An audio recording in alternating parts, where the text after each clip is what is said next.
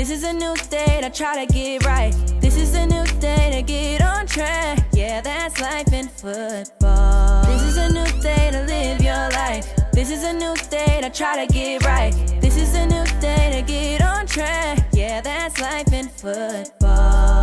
It's life in football. We are life in football.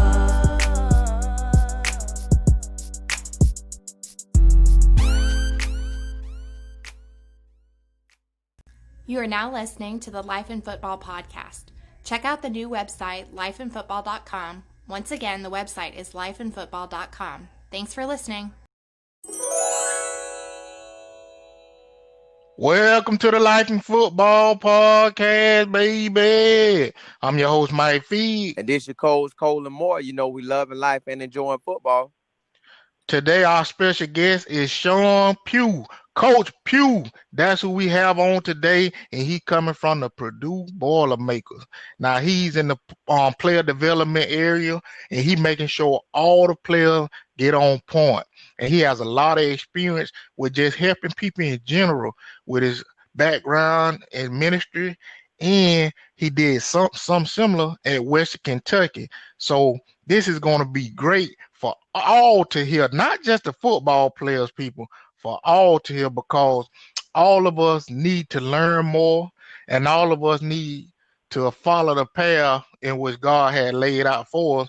And we got to be mindful about that sometimes and reminded as well, because all of us fall short at times. But this person here, he's something that I inspire to be just, me and Simo for inspiring players all across the world. And he's helping guys at Purdue, which is the Big Ten, y'all. So this is something that every school need, for us player development, somebody with a great background in helping folks and making sure business get handled all across the board. But without further ado, I'm going to go ahead and let Simo bring him on. How you doing, Coach? I'm good. How you doing, Simo? Great, Coach, man. Hey, I want you to know it's a blessing to have you on, because we've been following on social media, and you give us just what we need every single day. Well, I can't take any credit from it. It's plug to the source, man. You know what I mean? I can't take any credit. It's God that gives you what you need. I just try to be a ambassador, and just pass along the information. You know what I'm saying? But yeah, I appreciate that. I appreciate what you guys do. You definitely doing it. And I just want to know, my first question to you is, how did you get to the point that you're in player development? Well, like, when did you know that this was the avenue for you to do as a working job, as a career? Yes. It was one of those things where, God just opened that door. I played football at Western Kentucky, and while I was playing at Western Kentucky, I was kind of just given a lot of favor, and just was kind of a guy people would go to for spiritual advice and just helping guys spiritually. And they, obviously people helped me too. We all in this together. But and when I got done playing football at Western Kentucky, my coach at the time, David Elson, he really sensed that there was a call in my life just to be in a position of helping young men develop spiritually, and just to help them overall with life skills development. So he brought me in his office and said, Sean, I really think that you need to look into being a chaplain, or player development or character coach type person. And that's kind of how it started. And I went to Auburn University. They had the FCA chaplain training program under Coach Tuberville back in 2007. And I went there at Auburn. I interned for Chet Williams, their chaplain, and Wes Yeary, who was a longtime chaplain. And I interned from them and just kind of learned, had to be poured into. I still need to be poured into, but had to be poured into, and just kind of learned under them. And then Western Kentucky created a position for me a year later as character coach. So I went back to Western Kentucky as the character coach, chaplain. So that's kind of how it started. And I've been doing it now since, I guess I started in 2007. So yeah, it's been quite a few years now. So really what you saying is, if you walk in your purpose, no matter if you are in college, in high school, in middle school, as an adult, if you walk in your purpose, God gonna line it up for you. Because look like God just lined up everything for you on that. What you just said, he lined it up. So tell me, what did you even have? What was your options before God lined that up for you? Did you even? That's a great question. I'm glad you asked that. I was planning on being a strength coach. You know, I had my undergraduate degree was in kinesiology. You know, so I wanted to be a strength coach. You know, I know I wanted to stay in college football. I wasn't, you know, I was an average player on a good day. Okay, let me first say that. So, you know, I played, but I had really good players around me, and I was not a great football player, but I did my job sometimes. But I knew I wanted to stay in college football. My hobby is lifting weights. I love to lift weights. I still do. But you know, God just kind of he does what he does when you're just trying to be faithful every day. He aligns what he wants you to do, and then he gives you a desire for it. So just doing life, trying to love on my teammates, just trying to pour into people.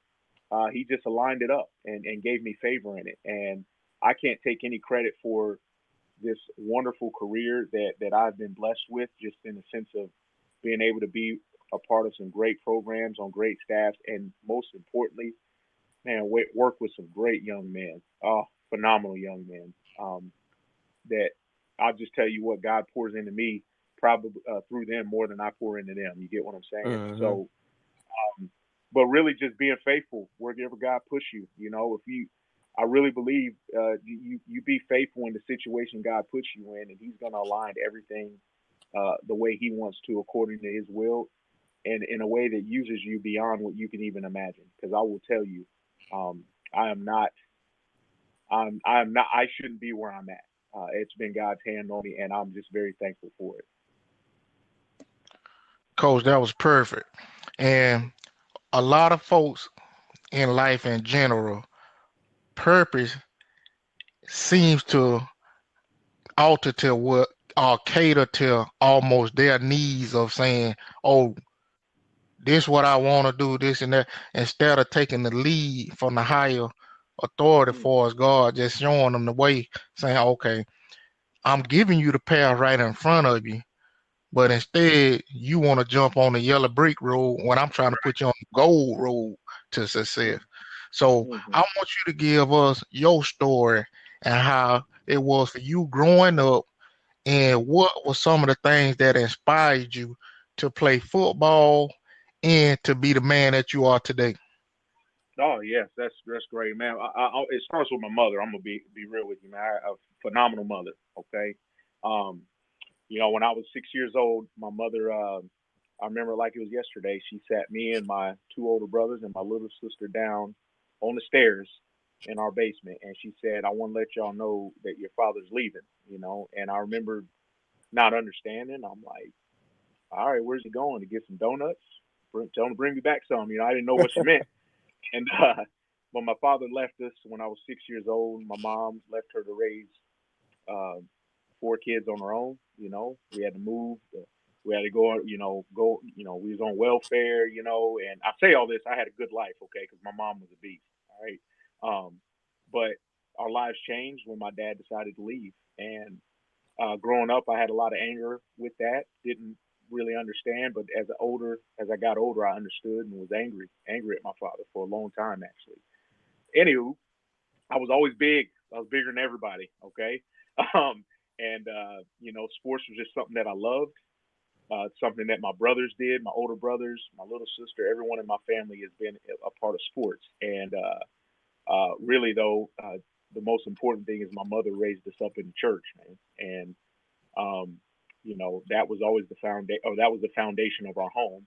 That's how she raised 4 kids, bad kids, on her own, you know. And we got into some trouble. I got into some trouble growing up, trying to live a life that I didn't have to live. And throughout that whole process, this is the quick version, by the way. Throughout that whole process, God just, you know, even though my mom raised us up in the church, I wasn't listening, you know. But it wasn't until about my sophomore year in high school when I received Christ into my heart, and he changed me from the inside out. And he said, this football thing, Sean, I'm gonna use this in your life to bring myself glory, bring God glory. And from then on, I made that my mission. I wanted to go to college. I wanted to play football, I wanted to play football in college. Couldn't afford it, so I had to earn a full scholarship. That's what I realized. All right, my mom can't afford it. She raised 4 kids with $18,000 a year. Okay, that's what she made. All right, and I never wanted for anything. If you seen me, you'd realize, I ain't never missed a meal. So my mom is a beast, and she does hair. And she did that to take care of my 2 older brothers, myself, and my little sister. And I wanted to make her proud. I wanted to go to college. I wanted to play football, and God gave me favor in that. I earned a full scholarship to Western Kentucky University. And that's kind of how it started. That's how it went. And very thankful throughout that process. I will tell you about my junior year in college is when I forgave my father. Okay. God really hit me with, Sean, I've forgiven you for so much. How could you not forgive your father? And I'm going to tell you guys something. If you don't hear anything from me, if anybody doesn't hear anything from me, I'm going to tell you forgiveness is one of the biggest healing tools, or the biggest things that if you give that to God, he will heal you. If you go to him and ask you to help you forgive people, it's like a chain just taken off your shoulders. And it was one of the best things I ever did was forgave my father, and he became my best friend. Okay. My junior year in college. All right. And he didn't deserve my forgiveness, but I don't deserve God's forgiveness either. You get what I'm saying? And that relationship was mended. And he became my best friend. And, my dad had a massive heart attack about 6 years ago now and died. And I preached his funeral. So he went from the man that I hated to the man whose funeral I preached with joy, because I knew that he loved me and he knew that I loved him. So I got to say that. But that's kind of my journey. That's the quick version of it, to be real. I have a wonderful mother, godly mother, and she's instilled that in me. I have a wonderful wife now. I hadn't even talked about my wife and kids yet, which is a shame. But I have a wonderful wife, 2 beautiful daughters.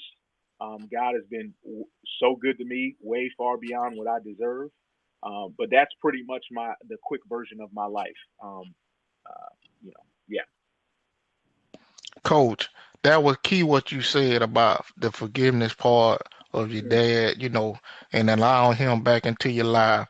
Doing this podcast, me, Simo, we didn't realize from different conversations and different acknowledgments of people we didn't talk to, from coaches to former players. They all have had experience of divorce or fathers not in their lives. We need your help right now. I'm gonna give you 2 things I want you to help us out with before we let you go. 2 things, if you could.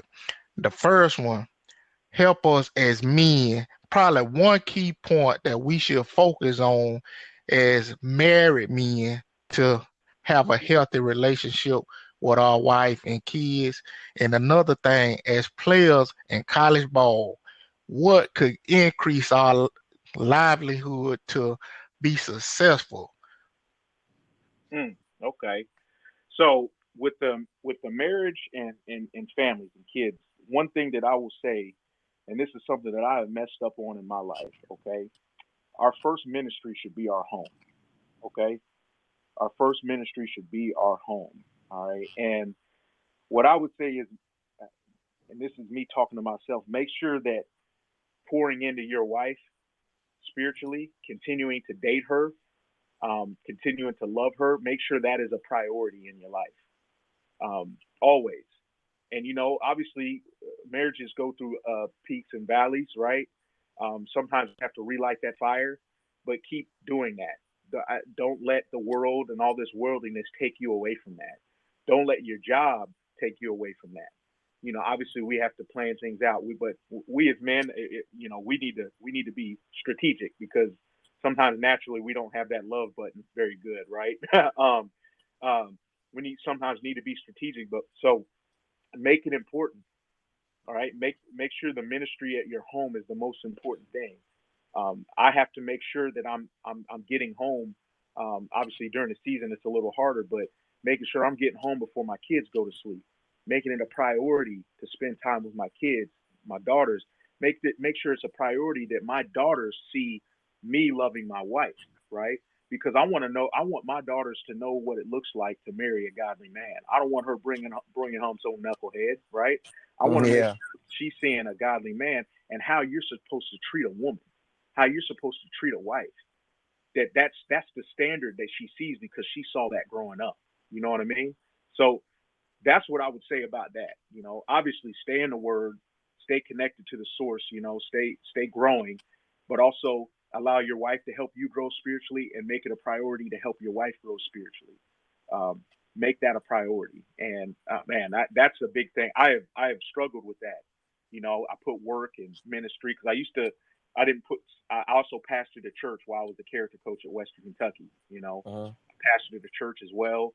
And I didn't leave any time for my wife, you know, and I had to repent about that.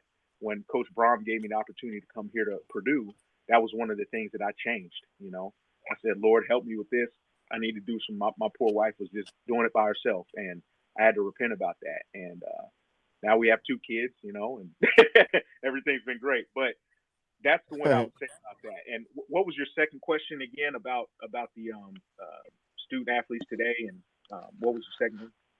For just young players out there, what is a key point that you can give them that will help them be successful in not just football but life as well?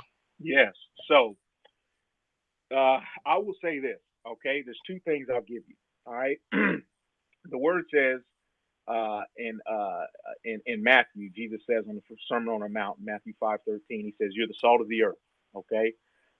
You know, I think of salt, I automatically think of food, right? I like to eat, right? We know salt helps things taste better, right? It brings things, you know, gives some flavor. So it's good, right? But we also know they used salt for different things back then, right? They use it to preserve meat, to preserve life, or, you know, preserve meat and have refrigerators. Well, Jesus saying this to his disciples that you're the salt of the earth. He's telling them to be life preservers through his message, be life preservers through your gift. So one of the things we say around here is stay salty, right? That stay salty because that means be a life preserver. I mean, don't just focus on yourself. All right. God has you in a place so you can make an impact for his kingdom, his glory with the people around you. So seek to preserve life in the people around you. Be strategic about it. Make sure that you're pouring into the people around you. First, that starts in your home. And I'm telling this to student athletes everywhere, or in high school or whatever. Make sure that you're preserving life in your home, whether that be your siblings or your parents. Make sure you're preserving life, that you're making things better in your home. You're respecting your parents. You're pouring. If you're an older sibling, make sure you're pouring into your younger siblings, right? Being a mentor for them. But make sure you're preserving life. And make sure you're doing your stuff at the house, making sure your parents know you appreciate them, right? Cleaning the things, taking the trash, whatever it may be. Be a life preserver, okay? Be a life preserver wherever you are. And then obviously when you go to your school, your team, make sure you know about the guys around you, know what's going on in their homes, be there for them. And in turn, hopefully they'll do the same for you. But be salty, stay salty, because the second part of that verse is, if salt should lose its taste, it's no longer good for anything but to be trampled on by men. Salt loses taste when it becomes, a whole bunch of things are added to it, dirt or substances, whatever it may be. They use it for something that's just thrown on the pavement, almost like a blacktop or whatever. So if you intake laziness, a lazy mentality, entitled mentality, you take on those mentalities that God doesn't like, and people owe you things, you're gonna smother out your saltiness. You're gonna underachieve. You're not gonna be used the way that you're called to be used. So what we got to do is make sure we're staying salty all the time. We're being life preservers, caring about the people around us, taking on the right mentality. So stay salty. Don't wait for it. Start right now if you already haven't. Make sure that's a priority in your life to be a life preserver, okay? And secondly, there's a proverb that says the slacker craves yet has nothing, but the diligent is truly satisfied, okay? Everybody wants to be great. Everybody wants to do great things, but few people are willing to work for it. We all know those people that talk about what they're going to be, but you don't see any of it in their life. Great players aren't just great because of natural talent. They're great because they work at it, okay? You don't get good grades just because you want good grades. You get good grades because you work at it. All right. So don't be a person that a slacker that craves things and never gets it because you're not willing to do the work for it. Grind, do the work. God gave you the ability to do it, and He's placed an opportunity right in front of you, and He's given you the tools to do it. Be diligent in that moment. Work at it. Okay. Use your resources. Ask for help. Make a plan. Make it a priority. But don't be a slacker that craves and doesn't have anything. Be somebody that's diligent and is satisfied because of it. So that's the advice that I would give. Y'all, that's Coach Sean Pugh, player development at Purdue. And I'm telling y'all that black and gold running all through his soul right now, cause he got me ready to go and make sure I handle my business, not just Hey, me too. yeah, and Myself not just too, with bro. the Hey, right. got me wanting to have a Bible study with him every week. But go ahead. Yeah, I mean, cause the stuff he just laid out is a path to greatness, and that's what we all need. It's success, but sometimes failure is gonna come. But just always remember, it's a bright light at the end of the tunnel. Cause when you start, it's gonna be real dark as you continue to go, continue to move, just like that Purdue Boilermaker train. It's gonna get to the end of that tunnel, and that bright light gonna be shining, horn blowing, and it's gonna be time to go, baby. Time to play some ball. So I'm gonna leave y'all like I always leave y'all. Keep your head up and not down, or else you'll fall to the ground. This is the Life of Football podcast. Catch you next time.